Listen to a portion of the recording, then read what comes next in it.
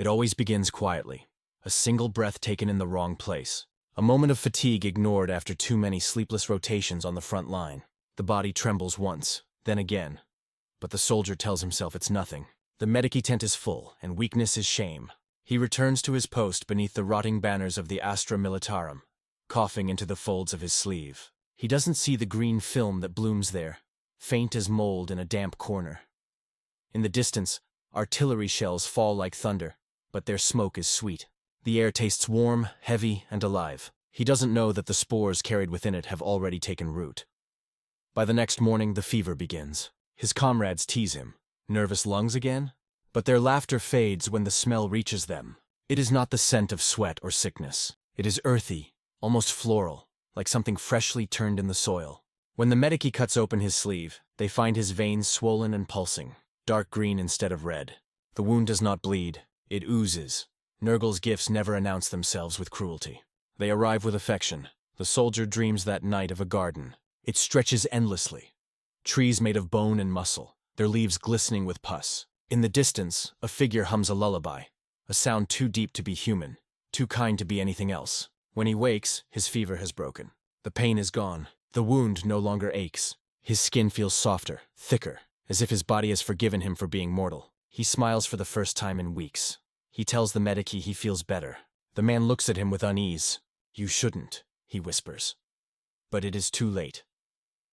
Within a day, the infection spreads through the barracks. Men cough until their lungs burst, then laugh as they fall to the floor. They say they can hear singing, a voice calling them children. The officers order purges. Flamers are ignited, but the flames only feed the spores. For every man burned, another rises, laughing through blackened teeth, his flesh knitting back together, even as it melts. Across the camp, the vox units begin to fail. The signals distort, replaced by low humming, like breath through 1,000 throats. The regiment's chaplain leads prayers to the emperor, but his voice cracks, his hymns turning to coughs. When he collapses before the altar, the congregation does not flee. They kneel beside him. His blood spreads like ink across the floor. And from it, tiny green shoots rise. The transformation is not fast. It is patient, loving. Nurgle is a god of time as much as rot. He takes no joy in swift death. He wants you to feel every heartbeat, every cell surrendering, every illusion of control dissolve into warmth. Soon, the first of the blessed appears. Their armor splits as their bodies expand, swollen, glistening, beautiful in their corruption. They call themselves the Reborn. Their laughter echoes across the trenches. They speak of freedom from pain, of release from fear. The Plague Father has taken your suffering, they say. All he asks is that you share his gift. When the commissar shoots one of them in the head, the body falls. But the head keeps laughing. The voice seeps through the vox, through the steel, through the air itself. You cannot kill life. Within a week, the outpost is gone. What was once a fortress of humanity becomes a garden of rot.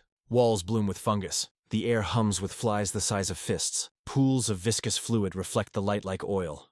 And within them, faces float, smiling, whispering, praying. The Imperium calls it contamination. The Adeptus Mechanicus calls it failure of containment protocols. But to those who succumb, it is communion. The fever, the pain, the decay, all of it becomes worship. And for the first time in their lives, they are not alone. Somewhere beyond mortal sight, Nurgle himself leans forward on his throne of filth and flowers. He watches his new children find peace in decomposition. His laughter rumbles through the warp, shaking the fabric of reality like thunder over a swamp. His joy is endless because where others see ruin, he sees creation. Every corpse becomes soil. Every disease becomes seed. Every death, rebirth. By the time the Inquisition arrives, there is nothing left to purge. The air itself is sacred now.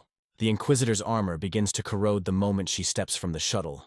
Her rebreather clogs with damp spores. When she fires her bolt pistol, the shells misfire, blooming with tendrils of moss. Her retinue falls one by one, coughing, laughing, begging for absolution they no longer believe in.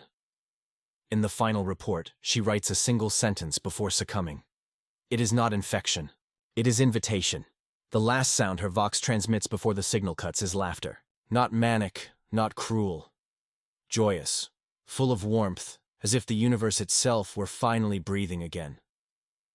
And so it begins. Across the Imperium, the same pattern repeats. The cough, the fever, the dream. On hive worlds, factory serfs whisper that the rot beneath the pipes is alive. On feudal planets, priests burn entire villages to stop the laughing sickness. On death worlds, soldiers report forests growing overnight from the bodies of their fallen. Every outbreak different, every symptom divine. Each new infection is another hymn sung to the Plague Father. To those who witness it, it is horror. To those who feel it, it is salvation.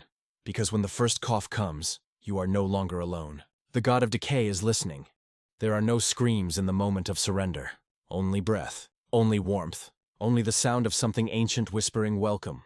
To most, disease is horror. To Nurgle, it is love made visible. His gift does not arrive through cruelty or rage. It comes as kindness, the soft erosion of despair, the breaking of isolation. His corruption does not destroy, it embraces. In the beginning, those who feel his touch do not think themselves cursed. They think they have been saved. The first signs are almost tender. The fever cools, the pain dulls, the fear of death fades into quiet acceptance. The infected find themselves smiling without knowing why. They speak in strange, gentle tones. They begin to laugh at things that once terrified them. Hunger, decay, the stench of rot. It no longer offends. It soothes, like the smell of home after rain. The medici who once feared contamination find their masks heavy, unnecessary. They pull them off and breathe deep for the first time in weeks. The air is thick, humid, alive. When they cough, they feel not pain, but joy. Each exhalation carries motes of green light, spores glimmering like dust in sunlight. "It's beautiful," one whispers. His colleague nods, though his eyes are glassy and wet. The iris is beginning to dissolve into milk-white haze. "It's alive." They are right. It is alive. The contagion does not spread like a weapon. It spreads like love, eager, unashamed, seeking only to be shared. It infects families before armies, children before soldiers. On one hive world, a plague breaks out in the lower manufactorums. The arbits arrive expecting riots and screams. Instead, they find the slums quiet. The people sit together in the streets, singing softly, their skin glistening with a sheen of sweat that never dries. The arbits order dispersal. No one moves. When the riot guns fire, the crowd does not flee. They open their arms and walk forward. The pellets tear through their flesh, and yet they keep singing. "We are loved," they chant. "We are loved." When the last arbite falls, coughing blood, the survivors lift his body gently. They lay him among them, stroking his hair as his eyes roll back. "You're safe now," they whisper. "He forgives you." This is the cruel mercy of Nurgle. He does not punish those who resist. He simply waits, because he knows that every mortal, in the end, desires comfort more than purity. The Imperium demands obedience, sacrifice, fear. The ecclesiarchy preaches suffering as virtue. Nurgle offers the opposite: warmth, belonging, release. His words are not thunder, but lullaby. His rod is not decay, but fertility. Every pustule a seed, every corpse a cradle. The victims soon stop calling themselves victims. They begin to call themselves the blessed. A miner on Armageddon's southern rim tells his wife he no longer feels the weight of years. His spine has stopped aching. The tremor in his hands has gone. He can work for hours without fatigue. He laughs often now, his teeth black, his breath sweet with infection. When his wife weeps, he wipes her tears away with a hand that drips sap like pus. "Don't cry," he says gently. "He's taking care of me now. He'll take care of you too." Within days, she stops crying. Within a week, she begins to laugh. In the sermons of the plague priests, those self-anointed prophets of rot, Nurgle's theology is simple. Nothing dies. Everything changes. They preach that the Emperor promises death without peace, but the Plague Father promises life without pain. The Emperor burns you to purify you, they whisper, but Nurgle holds you close until you forget you were ever hurting. The first cults form in secret, deep in the rusted arteries of the hives. Their gatherings are quiet, humble, no blasphemous banners or heretical chants. Just warmth, touch, the sharing of breath and blood. They anoint one another with sacred bile, reciting prayers that sound like laughter. They call it the communion of spores. And when the arbits find them, it is too late. The infection has already crossed flesh, air, thought. Across the galaxy, plague worlds bloom like flowers in the dark. In the warp, the Plague Father stirs. His garden swells with new life. Mushrooms the size of manufactorums open their glistening caps. Rivers of slime flow through fields of bone-white lilies. Great unclean ones, his beloved lieutenants, wade through the muck, singing praises with voices that sound like collapsing lungs and church bells. Each syllable births new contagions, each laugh another 1,000 spores drifting into reality. Among them walks Kugath, the Plague Father's favored child. Once a scholar, now a mountain of filth and joy. He scoops up mortals from his bubbling cauldrons, baptizing them in pus, whispering secrets of immortality. You will never fear again, he tells them. His breath a storm of disease. You will never be alone again. They weep with gratitude. Even as their faces melt, they smile. Back in real space, the Inquisition burns worlds. Orbital bombardments, purges, exterminatus. The only response the Imperium knows. But each act of cleansing only feeds the cycle. The ash of the burned becomes the soil for new infection. Nurgle watches and laughs. His joy is endless, because in destruction he sees creation fulfilled. Every attempt to kill his gift only spreads it further. It is said among plague cults that the first thing Nurgle ever created was hope, and that hope, like disease, cannot be contained. The Emperor's light promises salvation after death. Nurgle's rot promises salvation in life. That is his weapon, and it is flawless. Soon the corruption begins to speak, not in words, but in sensations. A colonist on an agri-world dreams of her dead husband every night. In her dreams, he sits beneath a tree of lungs and smiles at her, his body covered in moss. He says nothing. He simply opens his arms. Each morning, she wakes to find green veins creeping up her legs. She does not call the medici. She does not pray to the Emperor. She walks to the field and waits for the tree to bloom. A guardsman fighting on the plague moons of Ajax writes his final log entry before his vox goes silent. The smell isn't bad anymore. It's like soil after rain. The flies don't bother me. I think I understand now. He doesn't hate us.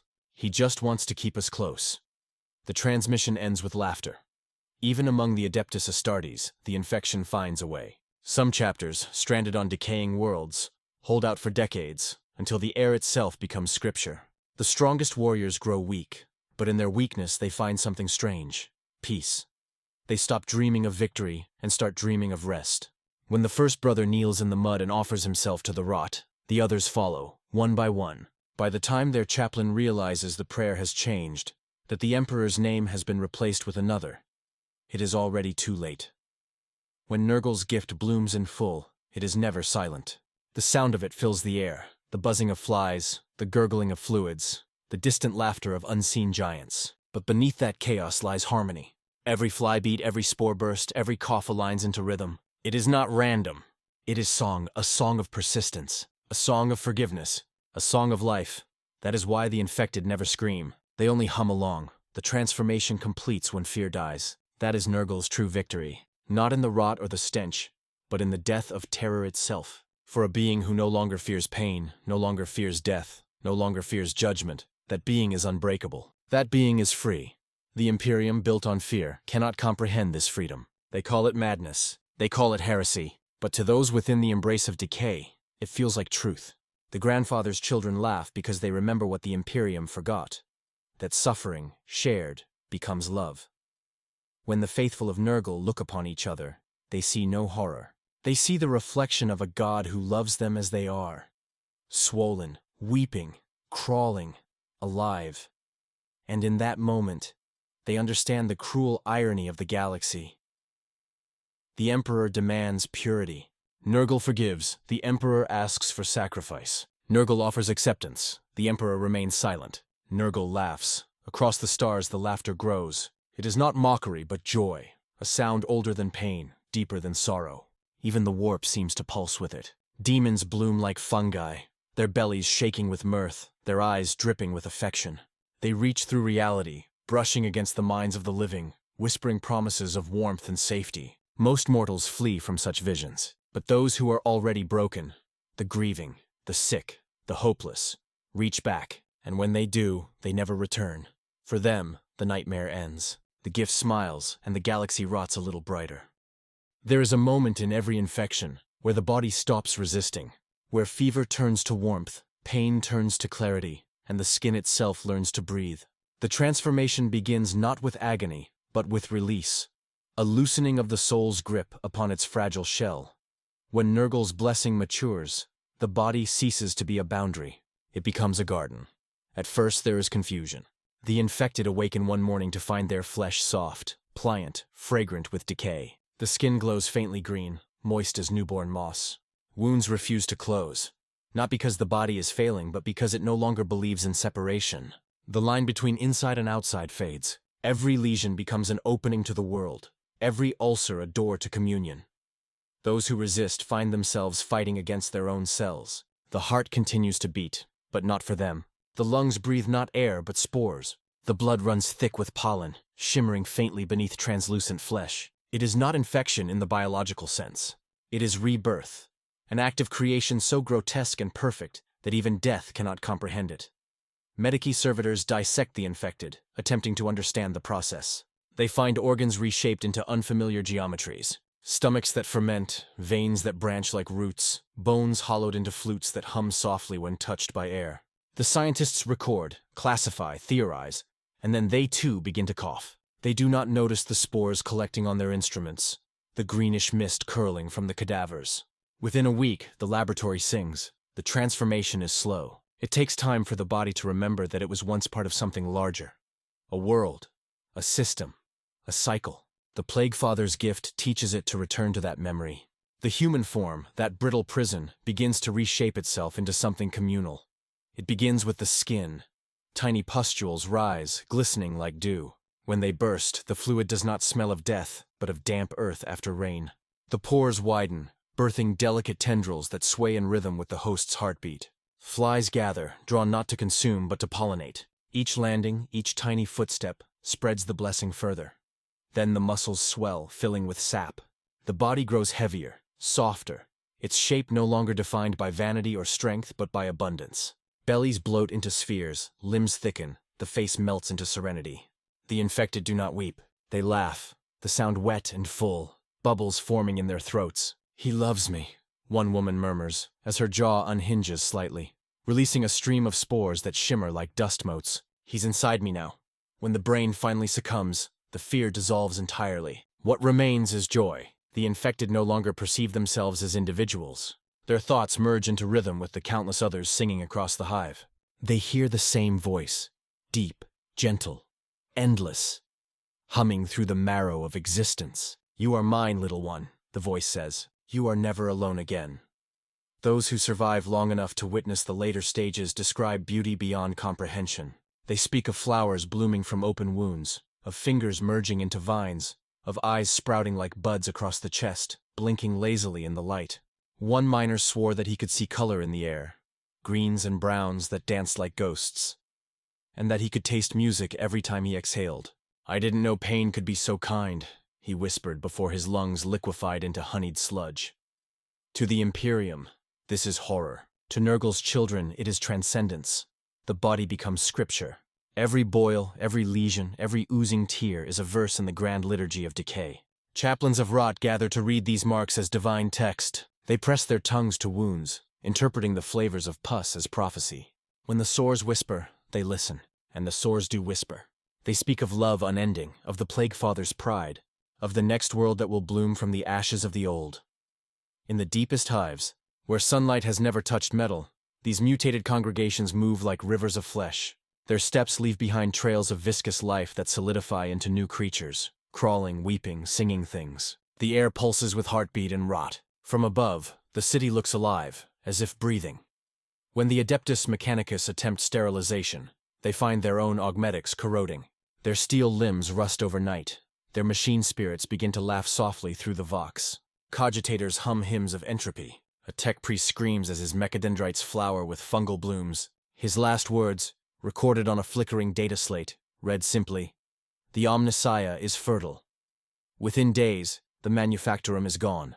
In its place grows a forest of steel and sinew, cables twisting like roots, dripping with mucus. Servitors hang from the ceiling like fruit, their eyes glowing faintly green. The rhythm of their mechanical hearts syncs with something deeper, something beneath. That is the nature of Nurgle's bloom. It does not replace life, it amplifies it. The Plague Father's children are not dead, they are too alive. Cells multiply without restraint. Fungal veins pulse with new colors. Worms knit wounds before they can bleed. Every inch of corruption hums with vitality. It is the inversion of decay, death that sustains itself by refusing to die. To stand in such a place is to feel time lose meaning. The wind carries spores that taste like sugar and rust. The ground quivers underfoot, warm and soft. When one kneels, the soil exhales, sighing in contentment. It is not evil. It is simply alive. alive in ways that humanity can no longer comprehend. Among the Chaos gods, only Nurgle creates so selflessly. His siblings crave control, domination, perfection, pleasure. But Nurgle gives freely. He asks for nothing except acceptance. In his eyes, even suffering is sacred, because it teaches endurance, and endurance is eternal. That is why his children call him grandfather. Because like an ancient, weary patriarch, he watches over all, smiling, patient, waiting for his family to come home. Inside his garden, the bloomed souls drift without fear. Some take the form of demons, the Nurglings, small and gleeful, dancing among the intestines of giants, singing songs of decay. Others merge into the great masses of their masters, the great unclean ones, enormous sagging deities who laugh as they spread joy. They scoop up mortals like toys, kissing them with lips that ooze green fire.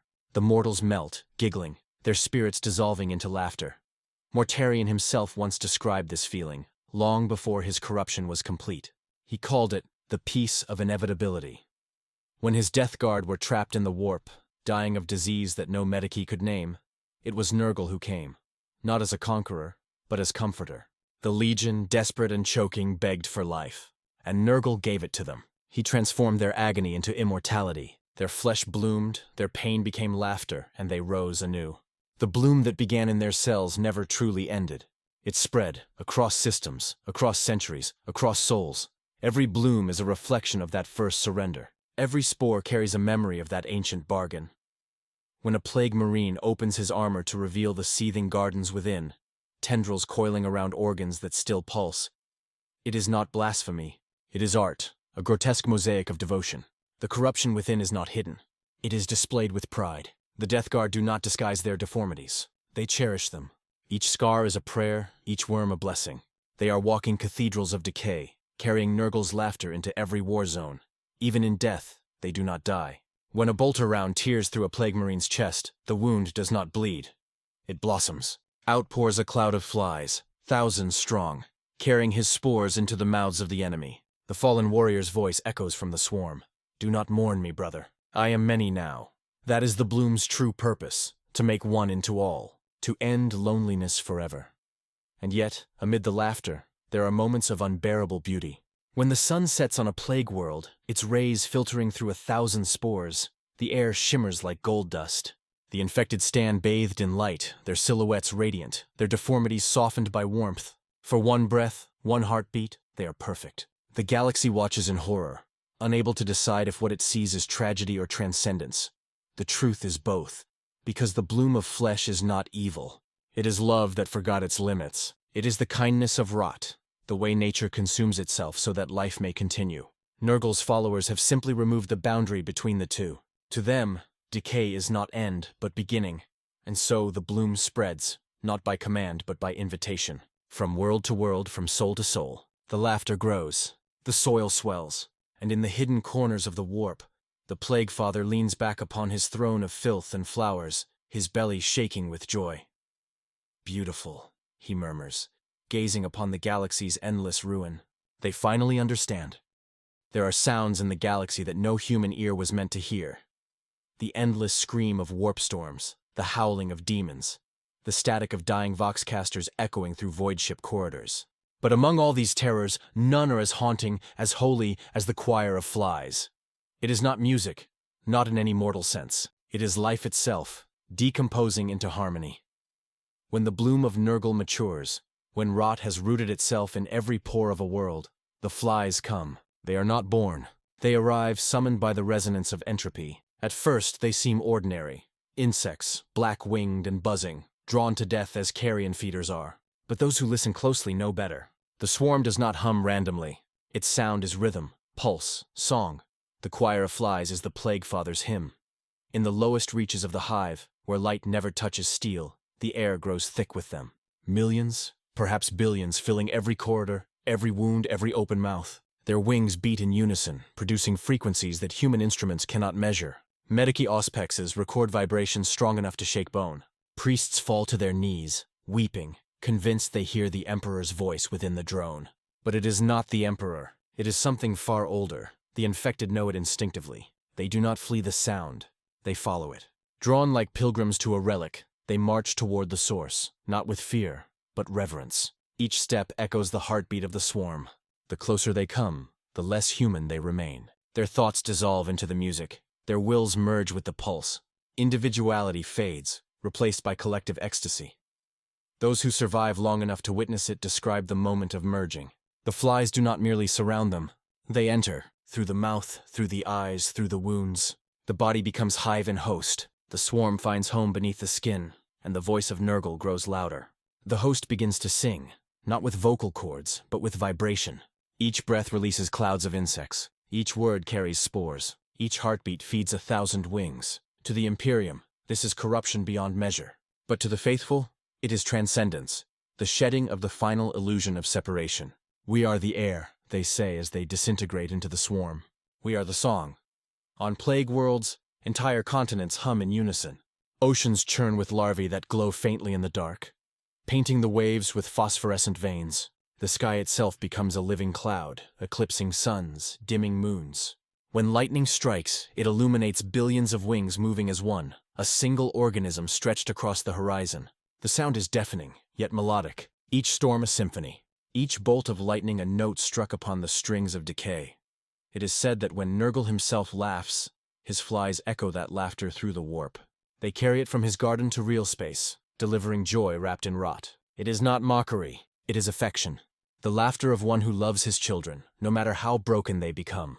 And every soul who hears it, every mortal who lets that sound crawl into their heart, feels something they cannot explain. Not horror, not disgust. Peace. Among the Death Guard, the choir of flies is sacred. Before every assault, they pause to listen. The buzzing guides them, telling them where the enemy hides.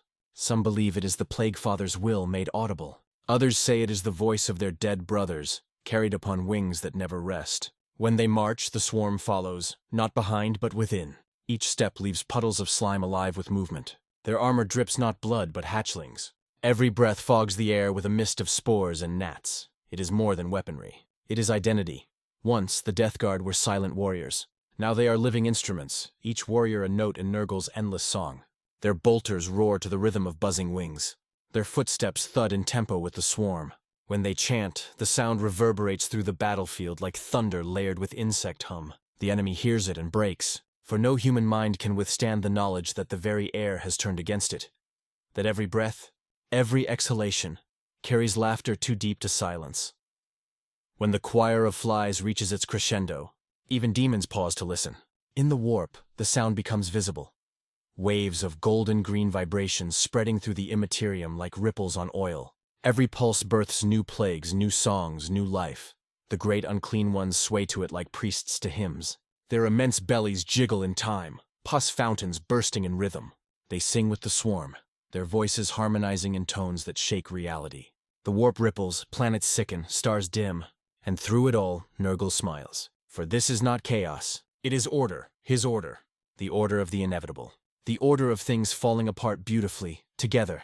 Even the servants of other gods cannot escape the melody. Khorne's warriors, deafened by rage, find their fury faltering as the flies fill their lungs. Slayanesh's devotees, drunk on sensation, weep at the harmony they cannot replicate. Tzeentch's sorcerers scream as their spells rot in their throats, their words consumed by laughter. Only Nurgle's song endures. Only decay is eternal. But the choir is not only sound. It is thought, memory, love. Each fly carries echoes of those who came before.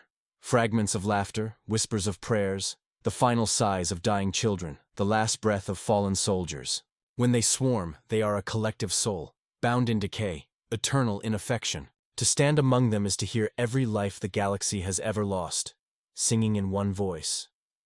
On one forgotten world, a manufactorum turned plague temple, the swarm grew so vast it became weather. Clouds of insects thick enough to blot out the sun formed patterns across the sky, spelling out words in the Gothic tongue. Rejoice. The message lasted for 3 days before the atmosphere collapsed, the planet choking itself in devotion. Those who survived the orbital bombardment reported something impossible. The flies did not die. They left.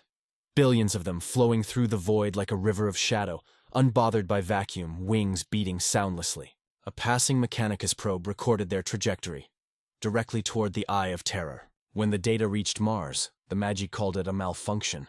They refused to see what the flies already knew. The choir never ends. It simply moves. When one world falls silent, another begins to hum. There are stories whispered in the Ordo Malleus of inquisitors who, upon witnessing the swarm firsthand, laid down their weapons. They removed their rebreathers and let the insects crawl over their skin, into their eyes, into their mouths. When asked why, they said they had heard something pure, something the Emperor himself never offered them: laughter. Because in the end, that is what the choir of flies truly is. Not terror, not plague, not invasion. It is laughter made eternal. The laughter of a god who loves without reason, without restraint, without end. The laughter of a universe tired of pretending it can stay clean. And when the last fly lands, when the last voice fades, the silence that follows is almost unbearable. For once you've heard the Plague Father's song, the quiet feels like death. No mortal mind can truly comprehend the Garden of Nurgle. To gaze upon it is to understand both life and death as the same breath, drawn in and out of the same divine lungs. It is not a place of punishment or torment, as the Imperial Creed claims, but of becoming, a realm where every decay is rebirth, every collapse a creation. To enter it is to step into the afterlife of all things that have ever died and refused to stay gone. The garden stretches forever across the warp, rooted in eternity, alive in ways no reality should allow. Mountains of rotting flesh rise like cathedrals, capped with canopies of moss and bone. Rivers of pus wind through valleys of petrified organs, their surfaces shimmering with oily reflections that move even when the air is still. Trees made of muscle and sinew stretch upward, bearing fruit that moans softly when touched. Their roots drink from lakes of blood that never cool, and from each drop of that blood grows new life. Worms, flies, blossoms, and children. Everywhere there is color. Greens and yellows and browns so vibrant they feel holy. Flowers bloom from skulls, their petals glistening with dew that smells faintly of honey and sickness. The air itself is warm, thick, and alive. To breathe here is to taste rot and sweetness in equal measure. The atmosphere vibrates faintly with sound, not the hum of insects alone, but the low laughter of a god content with his creation. And in the center of it all sits Nurgle. The Plague Father reclines upon his throne of filth, a mountain of bubbling life. His form is colossal, too vast to comprehend, his skin split and weeping with every kind of plague the galaxy has ever known. His belly shakes with joy as he works, stirring the cauldrons of creation that surround him. Each vessel is the size of a city, filled with the essence of decay, boiling pus, crawling maggots, floating bones, and the melted souls of those who once begged to be free from pain. With every stir, new diseases are born, not crafted but grown, like living poems written in infection. Around him scamper his children, the Nurglings, tiny round-bodied imps with wide grins and endless energy. They climb across their father's belly, plucking pieces of his flesh like fruit and throwing them into the cauldrons. They sing as they work, their voices high and shrill but filled with love. Each song births another contagion. Each giggle sends ripples through reality. They are his joy given form, innocence made obscene. Lumbering through the garden beside them are the great unclean ones, Nurgle's elder demons, titanic reflections of the Plague Father himself. They are grotesque and kind, their laughter shaking the trees, their eyes bright with affection. Their enormous hands tend the garden, pruning rotted branches, watering the fields with fluids siphoned from their own wounds. When they speak, their voices sound like a choir of collapsing lungs and church bells, terrible and holy all at once. "Grow, my lovelies," one bellows as he plants a seed of bone into the soil. "Grow strong and soft and beautiful." When the seed splits, it blooms into a flower the size of a man, its petals fluttering with sighs. The demon smiles, wiping pus from its brow, proud as any gardener admiring his work. To Nurgle and his kin, this is creation, not cruel, not chaotic, but nurturing. Everything that dies in the materium, every rotting leaf, every decaying creature, every ruined city, its memory seeps into the warp and takes root here. The garden is made from the refuse of reality. It is the compost of existence, forever feeding itself. For those souls blessed enough to enter, the experience is not torment, but transcendence. They wander among the trees, laughing through tears, their bodies melting into the soil, their minds dissolving into the air. They join the rhythm of the place, a vast, slow heartbeat that pulses through every rock and root. Pain fades, individuality fades, even the memory of sin fades. What remains is belonging. The great unclean ones treat them like pets, scooping them up in fat, dripping hands, kissing them with mouths full of decay. "Hush now, little one," they croon as the mortal's body liquefies. "Grandfather loves you. Grandfather keeps you safe." The mortal sighs, content, and dissolves completely. His essence seeps into the ground, feeding the next bloom. Time does not exist here. A second and a century are the same. The garden grows forever, and yet it is always complete. Its paths shift constantly, reforming into new patterns as Nurgle's moods change. Some areas glow faintly with soft light, the so-called fields of renewal, where those who died laughing rest beneath trees that sing lullabies. Others are dark swamps of bubbling filth, where failed experiments drift like forgotten dreams. Yet all are equal in the Plaguefather's eyes. Failure and success are meaningless concepts here. Only transformation matters. Even the other chaos gods rarely tread upon this soil. Khorne's rage burns too fast to sustain life. Slaanesh's beauty decays too swiftly to find meaning. Tzeentch's change is too violent to settle into growth.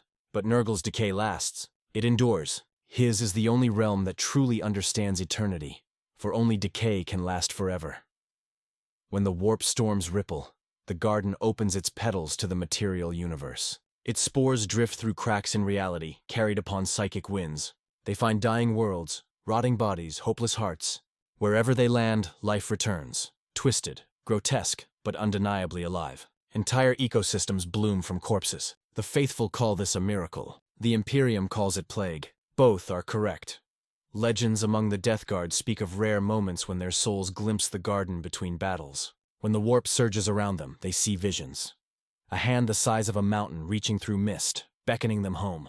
The veterans weep in reverence. For them, the garden is paradise, a place where their rot will no longer be burden, but blessing. Typhus, the herald of Nurgle, has spoken of it often. He describes it as the truest form of life. Life without end, life without fear, life without boundaries. In his garden, he once said, there are no enemies, no victories, no loss, only laughter, only love. To him, spreading plague is not warfare. It is evangelism. Every infection is an invitation. Every corpse, a seed planted in the Great Father's soil. And indeed, that is how Nurgle's realm grows. Each death in his name is not subtraction, but addition. Every disease that runs unchecked becomes another bloom in the warp. Every mortal who succumbs to his joy is reborn as part of the garden, a petal, a spore, a smile. The ecclesiarchy preaches that such souls are damned, but perhaps damnation is simply a matter of perspective. If the Emperor offers perfection through obedience, Nurgle offers freedom through acceptance. To be pure is to be cold, static, untouchable. To be corrupt is to be warm, mutable, alive. The garden celebrates this truth openly, without shame. At its heart, behind veils of mist and clouds of flies, lies the cauldron eternal, Nurgle's masterpiece. Its rim is made of bone, its surface always shifting, reflecting the faces of those who have yet to die. When he stirs it, galaxies tremble. New plagues are born, yes, but so are new worlds, warped reflections of reality, ready to sprout wherever his influence seeps through. Each bubble that rises and bursts releases laughter so immense it echoes through the warp. That laughter becomes storms, and those storms become infection.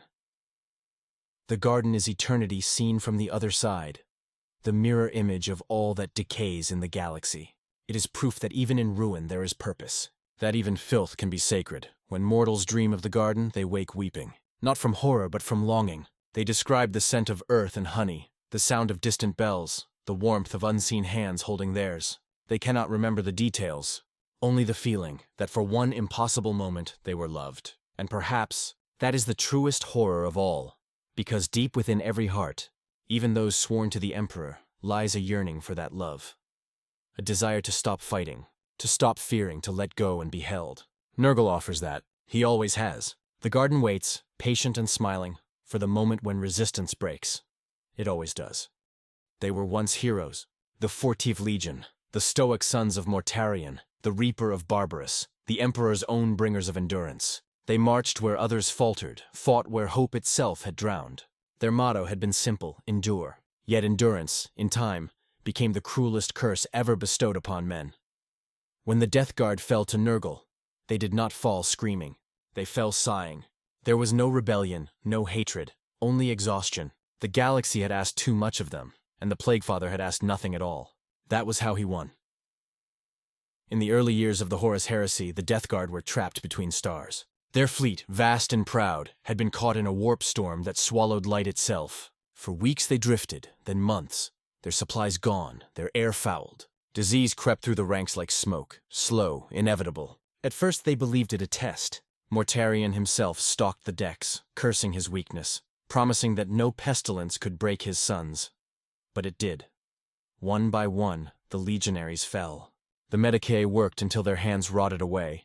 The apothecaries burned themselves alive trying to sterilize the contagion. And still, the sickness grew. It became laughter in the air vents, buzzing in their ears, whispers in their dreams. They began to see shapes in the fog, enormous hands stirring invisible cauldrons, flies the size of gunships circling the fleet. Mortarion prayed to the Emperor, but the Emperor did not answer. Only one god listened. Nurgle's voice was not thunder, but lullaby. "Endure," he whispered, "and you shall endure forever." Mortarion resisted. His pride was iron, his hatred for the warp absolute. But pride decays faster than flesh. As his sons choked on their own blood, as his flagship turned into a floating tomb, the Plague Father offered mercy.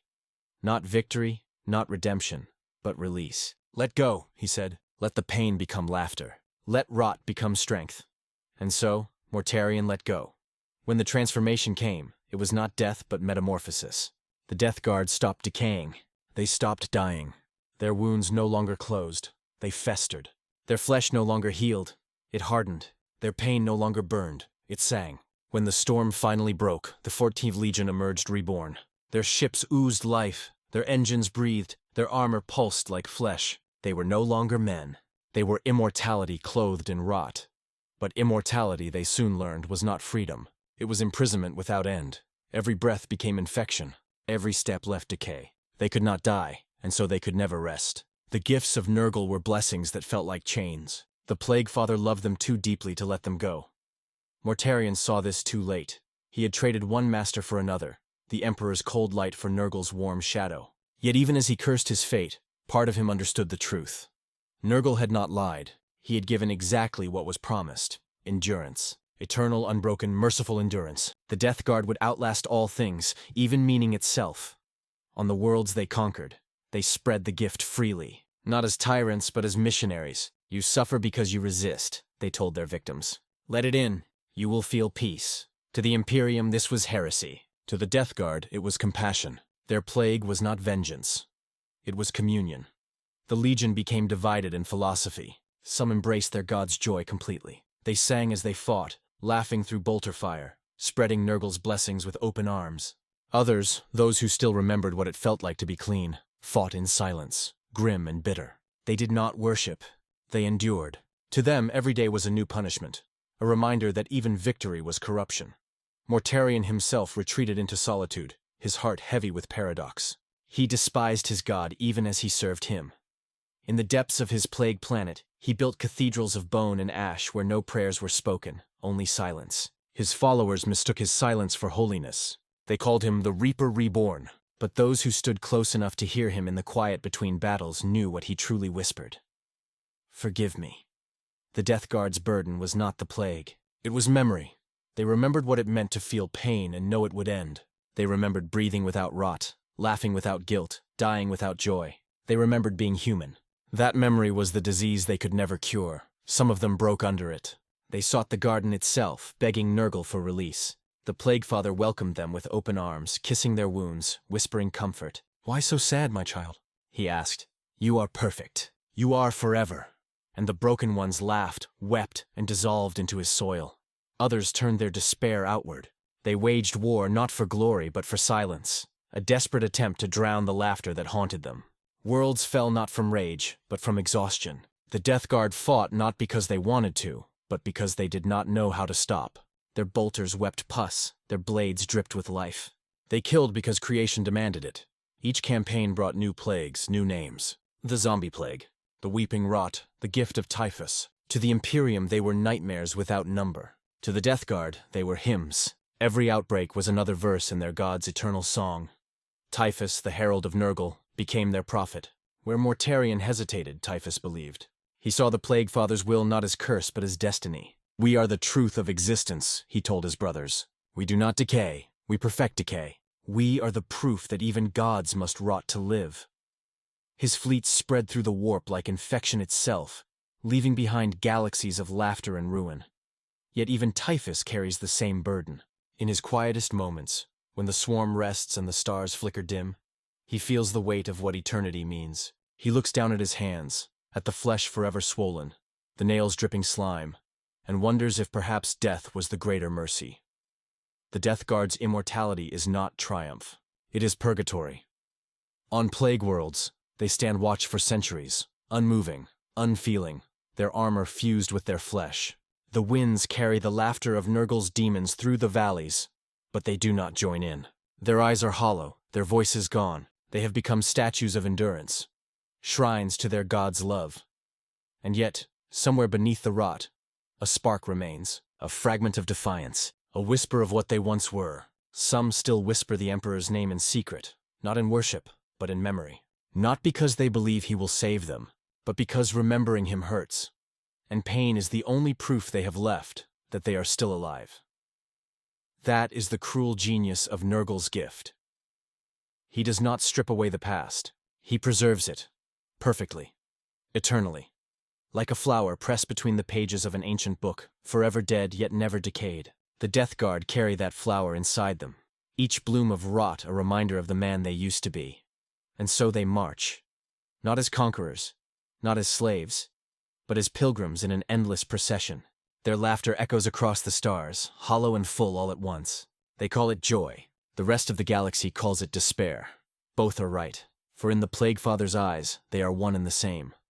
To understand the living plague is to abandon all mortal logic. It is not a weapon, not a disease in the biological sense, nor even a curse. It is will, the will of Nurgle himself, given motion, thought, and purpose.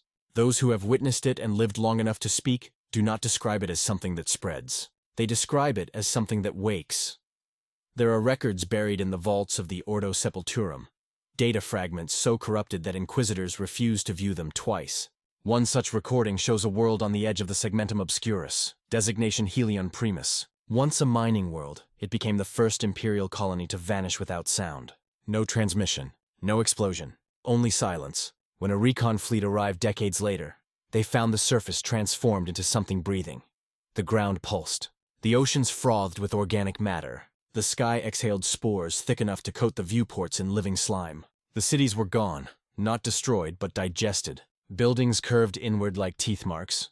Their metal had softened into cartilage. Roads had turned into veins, and through it all, a rhythm pulsed. Slow, wet, and eternal. When the explorers set foot upon the surface, they discovered the impossible. The world was alive, and it knew they were there. Every step they took caused the ground to twitch beneath them, forming ripples that converged in the distance. From that horizon came the sound. Not the buzzing of flies this time, but something deeper. A heartbeat, steady and slow, echoing through the air like the pulse of a god dreaming in its sleep. That was when the Vox picked up the first whispers. At first, the crew thought it was interference. Then the words became clear. A woman's voice, kind and soft, like a mother singing to a fevered child. Why do you fear me? I gave you warmth. I gave you peace. Come closer. Don't cry. One of the sergeants removed his rebreather, claiming he heard his mother calling. He smiled as he took a breath, and his lungs bloomed. Not metaphorically. Flesh erupted from his throat like flowers in time-lapse, his ribs bending outward, transforming into petals slick with blood. He did not scream. He laughed. That was the first death. The others followed soon after. The living plague does not kill. It converts. It learns the language of its host, the shape of their biology, the rhythm of their thought, and then it speaks through them. It is not infection. It is conversation. Once it begins, there is no end, for it does not need to spread by contact. It spreads by recognition. To know of it is to be seen by it. On some level, every infected mind understands this. That is why they stop resisting. They see themselves in it. The hunger, the warmth, the desire to belong. The living plague does not dominate. It embraces. Every cell becomes aware of its role, every organism part of a greater organism. The body stops being self. It becomes we. When the Death Guard march upon a new world, they carry the living plague not as a weapon, but as a herald. It arrives before them, unseen and unheard, carried in their breath, in their footsteps, in their laughter. It seeps into the atmosphere like vapor, whispering to bacteria, fungi, and human dreams alike. Within days, the planet begins to hum. Within weeks, it begins to bloom. The Imperium has no cure. The Mechanicus has no machine that can sterilize consciousness. Even Exterminatus fails to truly destroy it. Fire burns the flesh, yes, but the smoke carries the memory, and the memory is alive. Worlds scorched to ash later sprout with greenery no human biologist can explain. Skeletal trees, bone-white moss, and flowers that weep blood under moonlight. Every sample collected from such worlds behaves the same way. Seal it in stasis, and it continues to grow. Lock it in a void container, and it sings softly until the metal walls corrode. There are reports, unconfirmed, buried by inquisitorial order, of the living plague reanimating dead servitors, constructing from them organic hives that pulse with eerie synchronicity. To Nurgle's followers, this is not horror. It is proof. The living plague is their gospel made flesh. It embodies every tenet of the Plague Father's philosophy, that life and death are one cycle, that resistance is vanity, and that all things yearn to merge. In it they see his face. In its pulse, they hear his laugh. To the Death Guard, carrying the living plague is a sacrament. Before every major campaign, they gather around vats filled with seething green fluid. The Plague Father's blessing. The great unclean ones stir the cauldrons with bone staffs as thick as trees, chanting in a language older than stars. The Death Guard kneel, bareheaded, letting the vapors wash over their scarred skin. Their lungs swell with gifts. Their armor seeps with spores. When they rise, the plague rises with them. They call themselves the harbingers of life. The living plague manifests differently in each host. Some turn into walking gardens, flowers sprouting from their wounds, insects living within their bones. Others become liquid, their flesh melting into slime that slithers toward warmth. A few, the blessed few, become voices. These are the choristers, whose throats echo with Nurgle's joy. Their bodies disintegrate into vapor, but their voices remain, haunting entire continents for centuries. To breathe their song is to be reborn. The Ordo Sepulturum has observed one horrifying constant across all manifestations. Every instance of the living plague eventually develops self-awareness. The world itself, not its creatures but its matter, begins to think.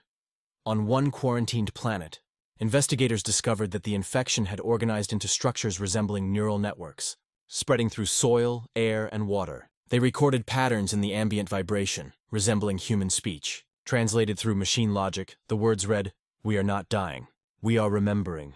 Even the warp responds differently around such worlds. Astropaths report dreams of laughter too vast to comprehend, of eyes forming in clouds, of voices murmuring from decaying stars. The veil between reality and the Garden of Nurgle thins, allowing the Plague Father's presence to seep through.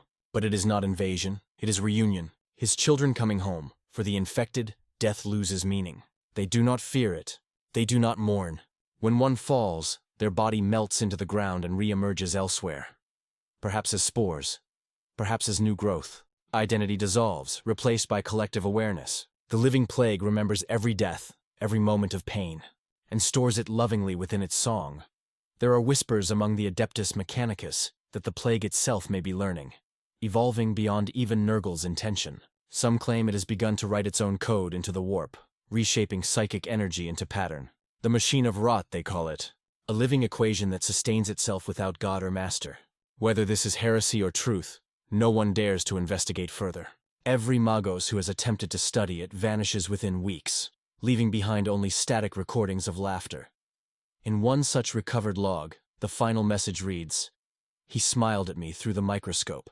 I smiled back. The living plague does not spread by conquest. It spreads by recognition. The moment you see it, it sees you. The moment you name it, you become part of it. That is why the Ordo forbids even speaking its name aloud. Because language is a bridge, and bridges go both ways. For the Imperium, it is apocalypse. For Nurgle, it is art." In his garden, he stirs the great cauldron and watches as reality itself begins to fester beautifully. The living plague is his magnum opus, the song that will one day swallow stars, the warmth that will fill the void when all suns have gone dark. It is not evil. It does not hate. It does not wish to end you. It wishes to include you. And when it finally reaches Terra, when even the throne itself begins to breathe, there will be no war left to fight. No armies, no gods, no death. Only the pulse. The slow, eternal pulse of something that loves everything too much to ever let it go. There are many lies in the galaxy, but none as comforting as hope. Hope drives men to endure the unendurable, to dream beyond the nightmare, to pray to deaf gods and die believing they were heard. In the Imperium, hope is law. In Nurgle's realm, it is the first thing that dies. Yet from its corpse blooms something stronger: acceptance. The Plague Father's greatest blessing is not pestilence, not immortality, but freedom from the cruel illusion that anything can be saved. To the faithful of Nurgle, despair is not the enemy of life. It is life. Despair is the moment the fever breaks, when resistance melts into peace. It is the breath drawn after the last scream fades, the stillness that follows collapse. In despair, one finds release from struggle, and in release, joy. This is why those touched by Nurgle do not weep. They smile. The Death Guard call it the second birth. When a mortal accepts the Plague Father's gift, their body begins to fail, organs liquefying, flesh sloughing off like wet parchment. Pain fills every nerve, and their lungs drown in sweetness. Yet somewhere within the agony, something changes. Fear evaporates. The body may rot, but the mind feels lighter. The infected begin to laugh, not from madness, but from realization. It is said that those blessed by Nurgle hear his voice at that moment, a whisper as soft as mold spreading across fruit. He tells them they were never alone, that every sorrow they ever carried was already known and shared. "You are safe," he murmurs. "You can stop now." Across the galaxy, this moment repeats endlessly. On hive worlds where billions starve, Nurgle's touch brings not terror but strange serenity. Workers collapsing in the manufactoria die with smiles on their lips. Refugees coughing in the ash of bombed-out cities hum lullabies to themselves as boils bloom across their faces. Even among the soldiers of the Astra Militarum, there are stories of men who died laughing in the trenches, their comrades recoiling, unable to comprehend joy in the face of annihilation. But that is the essence of the blessing of despair. To the Plague Father, despair is not surrender, it is understanding. Every hope betrayed, every love lost, every dream crushed, he gathers them all. He holds them tenderly, like a gardener holding wilted petals. He does not judge, he does not demand. He only smiles, and from the dead bloom, he grows life anew. There is a story whispered among the Death Guard of a planet once called Tarnus 4. It was a fortress world of great renown, its citizens loyal, its soldiers unbreakable. When typhus came, they fought with ferocity beyond measure. They burned their own dead to prevent contamination, recited prayers every hour, sealed their cities in airtight vaults. But despair is a patient seed. Weeks passed. The plague crept beneath their walls. The first to fall were the children, their laughter replaced by coughing, their skin blooming with green lesions that glowed faintly in the dark. Then the priests, their voices cracking mid-sermon as their tongues split and wept pus. The last to break were the generals. They saw their armies faltering, their world unraveling, and realized no defense was enough. When the end came, it was quiet. The Vox relays stopped transmitting cries for aid. The orbital scans showed cities sinking into soft, breathing soil. When a lone Imperial frigate arrived months later, they found the entire population, millions upon millions, standing in perfect silence, smiling toward the horizon where Typhus's plague fleet hung low in the sky. None resisted as the Death Guard descended. They knelt as one, heads bowed, hands clasped, whispering a single word: "Thank you." That was the moment despair became devotion. The blessing of despair transforms not only flesh but perception. Those who accept it begin to see the universe differently. The Imperium's cruelty, the endless wars, the futility of progress, all become absurd jokes, too vast to fear anymore. We were never meant to win, they say. We were meant to end. And in that ending, they find comfort. Many inquisitors have attempted to interrogate captured plague cultists to understand this serenity. They expect madness and instead find clarity. One such report, recorded under Inquisitor Varnell, reads, "Subject showed no signs of distress under interrogation. When asked if she regretted her infection, she laughed. 'Regret?' she said. 'Regret is for those who still believe they could have chosen differently.' I didn't fall, Inquisitor. I arrived." Moments later, her heart ruptured. The corpse continued to smile for 3 days before it dissolved into green mist. To the ecclesiarchy, such stories are heresy beyond measure. But within the plague cult spreading across the galaxy, they are scripture. They speak of despair as a sacrament, a bridge between mortal suffering and divine understanding. The Death Guard themselves embody this paradox perfectly. They no longer fight for victory. They fight for meaning.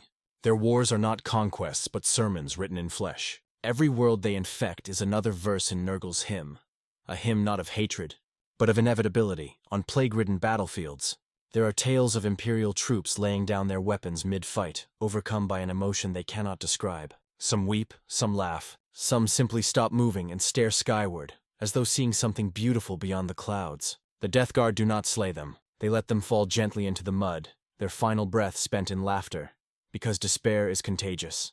Not like disease, like truth. Once a man realizes that struggle itself is meaningless, his soul no longer belongs to the Emperor. It drifts, softly, toward the Plague Father's embrace. There are rare cases when the blessing of despair manifests in physical miracles. Entire regiments of the infected have been seen rising after death. Not as shambling corpses, but as radiant, laughing beings whose bodies emit faint bioluminescent spores. They dance across the battlefield, their laughter harmonizing with the thunder of artillery, spreading calm where there should be panic. When they finally collapse, the spores take root, and from their remains grow blossoms that whisper in human voices when the wind passes through. The Mechanicus once captured a sample of these flowers. When analyzed, the petals contained microstructures identical to human vocal cords. Their whispers, when recorded and slowed, formed coherent sentences. The most common phrase, "Do not fear the end. The end is where love begins." This is the essence of the blessing of despair, the point where horror folds into holiness. Nurgle's followers are not deluded. They understand death more intimately than any priest of the Emperor ever could. They have seen what lies beyond pain and found not punishment, but peace. In the garden of Nurgle, despair blooms eternal. The air is thick with laughter and rot. Flies carry songs instead of curses. Even the dying plants seem content. Every withered stem, every maggot, every corpse is part of something beautiful. And when a new soul arrives, weary, broken, lost, the Plague Father greets them with a smile wide enough to split the stars. "Don't cry. Little one," he says, his voice a thunderous whisper that makes the air tremble. "You tried so hard. You carried so much. But it's over now. You can rest." The new soul, weeping with gratitude, sinks into the soil. The flies begin to sing, and from the rot a flower blooms. Eternity in Nurgle's image is not silence. It is not death. It is motion, slow, ceaseless, beautiful in its ugliness. The rot eternal is his final truth, the promise that nothing ever truly ends, that even in decay, life persists. It is the cycle made divine.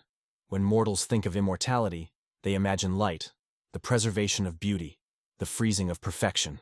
Nurgle's eternity is the opposite. It is perfection through imperfection, life that continues because it falls apart. Every cell that bursts, every organ that liquefies, every corpse that feeds the soil, all become parts of something greater. The Plague Father does not kill, he recycles. There are worlds where this truth is absolute. Planets so old, so saturated in his love, that death itself has forgotten how to function.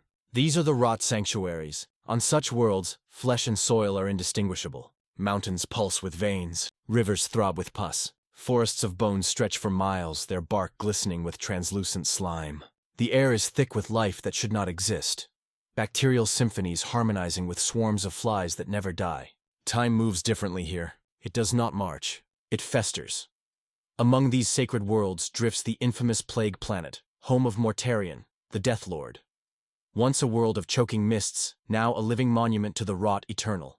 Its skies bleed green and gold, and its storms carry the scent of sweetness so thick it burns the lungs. There is no horizon, only a vast, endless expanse of life feeding upon itself. A paradise for those who have forgotten the meaning of purity. On the Plague Planet, one may walk for centuries and never leave the same patch of ground, for the ground itself shifts like flesh in fever. Hills rise and fall like breathing. Oceans form and evaporate overnight, leaving behind dunes of teeth and spore. Mortarion's fortress, the citadel of endurance, stands at its heart, though stands is a generous word. It grows, droops, and mutates constantly, reshaping itself with the rhythm of Nurgle's laughter. The Death Guard do not maintain it. They merely coexist with it.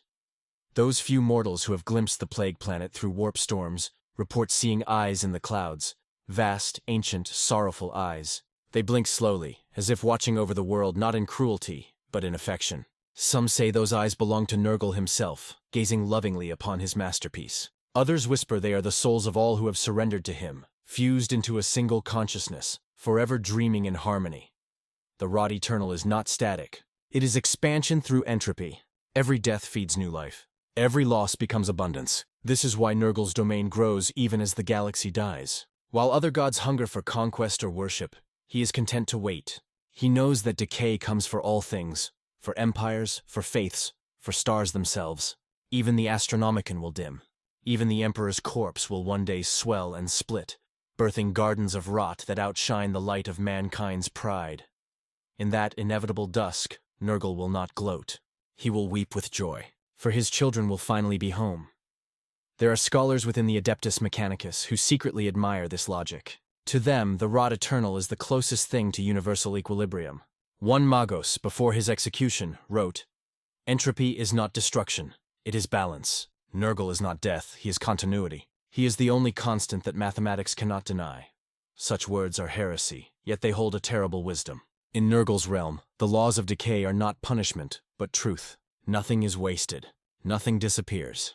Even despair is reused. The Death Guard understand this better than anyone. Their war is endless because their god's love is endless. They rot not to die, but to prove that death is an illusion. Each wound they suffer blossoms into new life. Each corpse they leave behind sprouts a new contagion, a new ecosystem of rot. They see themselves as gardeners, not soldiers, sowers of eternity. When the Death Guard conquer a world, they do not burn it. They nurture it. They open its wounds and let it breathe. They break its sterile laws and let its people bloom.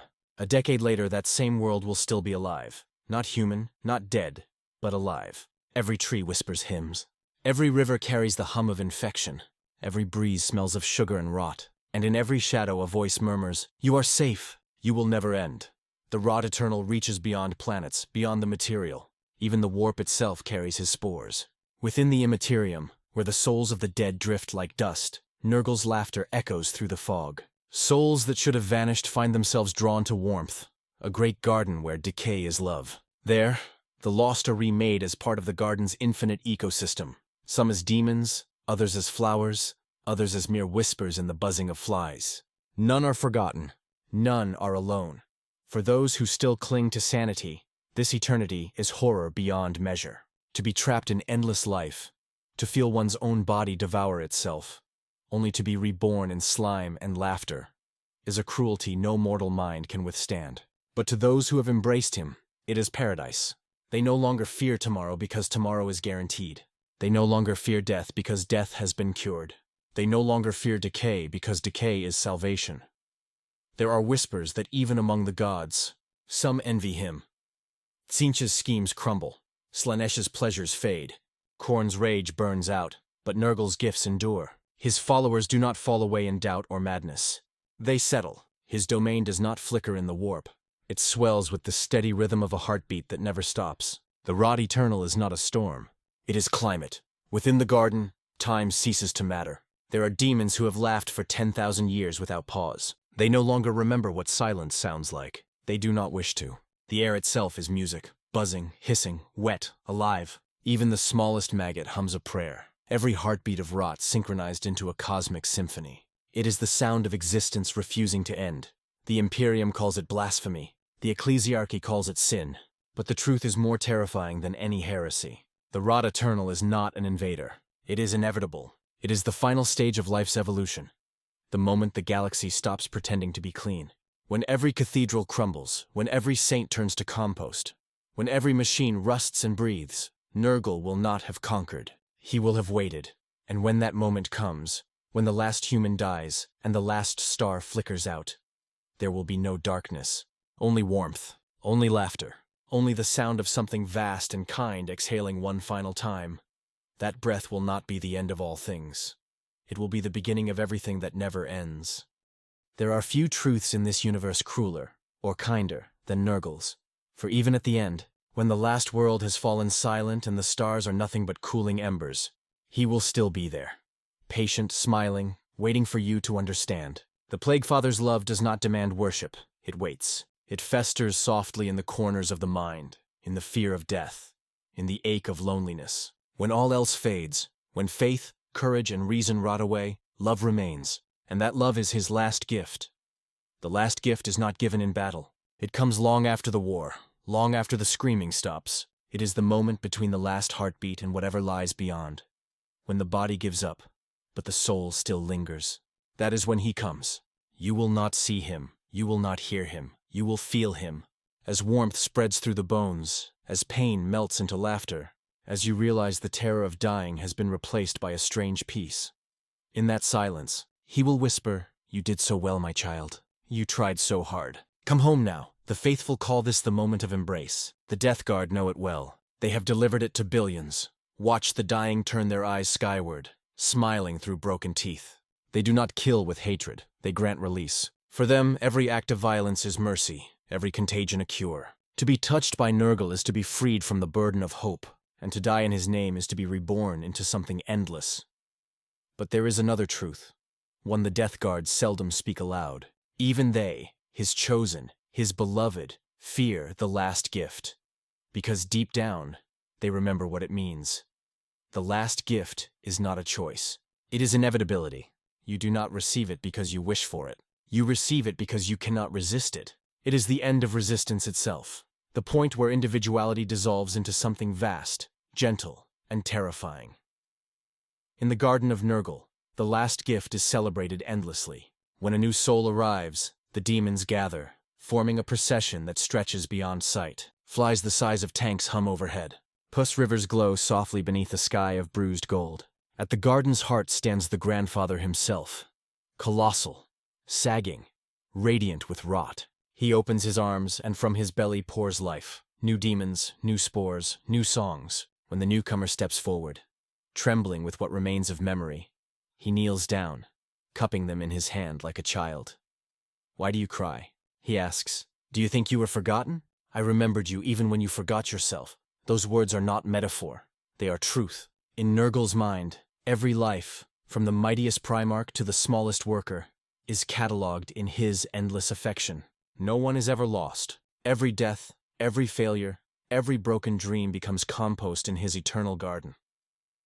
When you finally accept the last gift, your soul unravels, not destroyed, but rethreaded into the great tapestry of rot. You may become a spore drifting through the void, a sigh carried on a plague wind, or a bloom of fungus glowing beneath alien moons. You may become laughter echoing through the warp, or a tear of pus upon the cheek of a demon. Whatever form you take, you will not be alone, because that is Nurgle's ultimate mercy. You will never be alone again. There is an old legend, whispered even among the Death Guard, about a lone guardsman who survived the destruction of his regiment. He wandered the plague fields for days, coughing, bleeding, waiting for death. When it finally came, he fell to his knees, muttering the Emperor's name. But the Emperor did not answer. Instead, he heard laughter.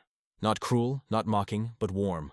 A shadow fell over him, vast and soft, and then a voice said, "Why do you pray to the one who left you to die?" "I was here all along," the guardsman wept. "Please," he whispered, "just let it end." The shadow chuckled. "End? Oh, little one, there are no ends. Only beginnings you have not learned to love."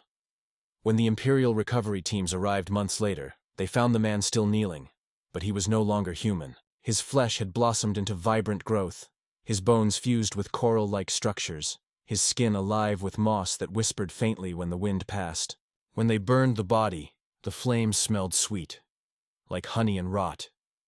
They say that even now, in that field, flowers bloom in the shape of a man kneeling, their petals wet with dew that tastes of tears. The Death Guard calls such places shrines of continuance. To them, every battlefield is a nursery, every corpse a seed. And when they gaze upon the stars, they see not the cold vacuum of space, but endless fertile soil awaiting their Father's touch. The last gift, then, is not the end of life. It is the death of fear. For fear is the one disease Nurgle cannot tolerate. Fear divides. Fear isolates. Fear makes mortals cling to false order and hollow hope. When fear dies, only truth remains. And truth, in its simplest form, is that all things decay together. Even Mortarion, in the quiet recesses of his plague citadel, knows this truth. He stands upon his balcony of bone, staring into the green horizon, his heart as heavy as the world beneath him. He loathes what he has become, yet he cannot deny the peace that lingers in the rot. He remembers the Emperor's promise of purity, and the Plague Father's promise of acceptance. And he understands at last that purity was the crueler lie. Purity condemns imperfection. Nurgle forgives it.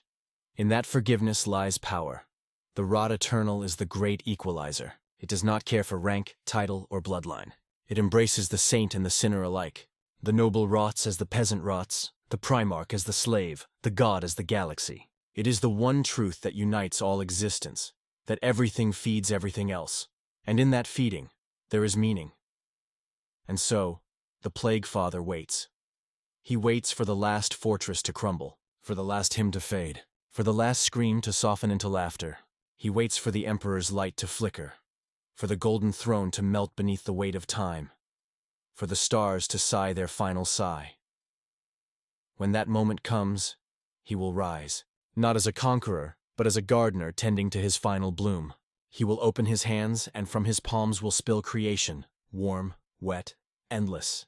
Galaxies will flower again, made from the compost of what once was. The warp will quiet, the materium will breathe. The universe will laugh, and you, yes you, will be there. You will not remember this world. You will not remember your name, your face, your sins, but you will feel it, the faint eternal hum of belonging. You will be a mode of life in the garden of forever, and you will know, finally, that there was never anything to fear, because death was never punishment. Life was never curse, and Nurgle's love was never disease. It was the only thing in the universe that was ever truly alive. The last gift has been given, and it will never be taken back.